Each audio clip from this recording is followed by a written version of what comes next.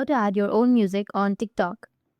So if you want to add your own music on TikTok, then what you need to do is first make sure that you have a stable internet connection.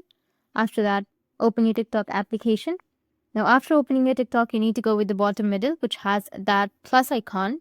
Once you're here on TikTok, you need to record a video. Once you've recorded, you need to go with the tick which is on the right side. Now once you have this video, if you want to add sounds, or if you want to add your own music, then you can tap on add sound, which will be on the top of your screen. And from here, you will be able to add your own songs. But if you want to add songs from your gallery, or if you want to record your own voice to your song, then you need to just go back. And then here on the bottom right, you will have a voiceover icon or a mic icon. You need to tap on it, and then you can add your own voice, or you can record your voice. So go with record, which is on the bottom, and then record your voice. And if you want to add any voice effects, you need to go and add some effects, which is right here, and then go with save, which is on the top right. And in this way, you'll be able to add your own music on TikTok. And if you have any questions, feel free to comment below. Thanks for watching.